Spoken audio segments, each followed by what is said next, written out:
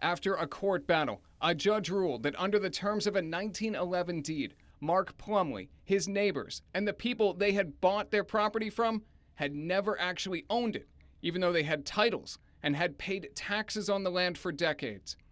Erie Hydropower offered Plumlee and his neighbors a settlement where Erie would own the land along the Salmon River and the neighbors could lease back their properties. It was unanimously rejected. There was 19 campers that all got this put against them. The power company scheduled an auction of Mark Plumlee's camp for September 12, 2009. On August 31st of that year, his attorney asked for an immediate court order to prevent the power company from demolishing or selling the Plumlee's home until his case was resolved. The judge overseeing the lawsuit denied that request for an immediate order, but instead scheduled a hearing on the issue for October 21st, 2009. Plumlee says the court clerk told him not to worry. He would have a chance to present his evidence. They have the survey that you provided from your surveyor.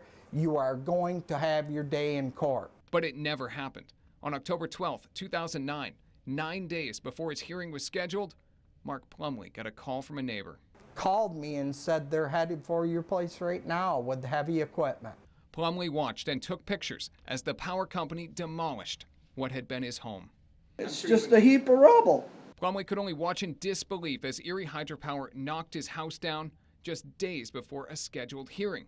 This is mine.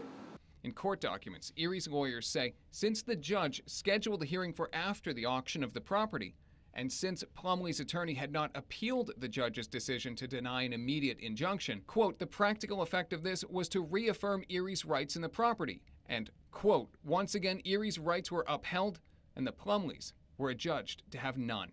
They cannot come in and tear your place down and not give you anything. Plumlee says after his camp was torn down, other owners told him they felt pressure to take the settlement deal Erie Hydropower was offering. They told us, if we do not take what they're offering, we'll do the same thing to you we did to the Plumlees. We throw them out and we didn't give them anything. A spokesperson for Brookfield Energy, the company that owns Erie Hydropower, declined to answer our questions about settlement offers or the demolition of the Plumlees' camp. In court filings, Erie Boulevard Hydropower's attorneys described the settlement offers as, quote, piecemeal, and different owners received different offers. Some owners got to stay. Plumlee says others agreed to leave, and their camps were torn down. I mean, these people lost everything. Yeah. And they don't even care. Plumlee never received another settlement offer after the unanimously rejected proposal to turn ownership over to Erie. In his court filing, Plumlee's attorney accused Erie Hydropower's attorneys of acting in bad faith. The Erie attorneys said in a court filing they did not have to make the Plumlees the same offer they made other camp owners. Quote, the Plumlees had their chance and took a pass.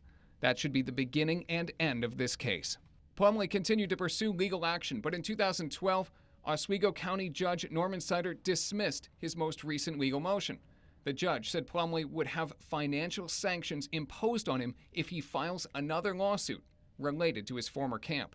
A state appeals court also unanimously ruled in favor of the power company. My lawyer says to me, I don't know what else I can do. The company that owns Erie Boulevard Hydropower declined to answer any of our questions over several weeks of researching this story.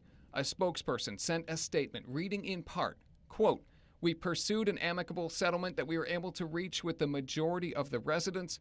Multiple courts heard Mr. Plumlee's case and all sided with Erie Boulevard, confirming our ownership and subsequent actions regarding our property. I've just tried to stay. And I said, I'd just stand my ground. Plumlee has title insurance, but has not made a claim.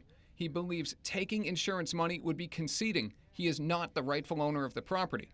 He is now working with new attorneys and hopes the historical deeds and documents he has found can prove his case in court. I never give up because I truly believe that this would all be righted one day.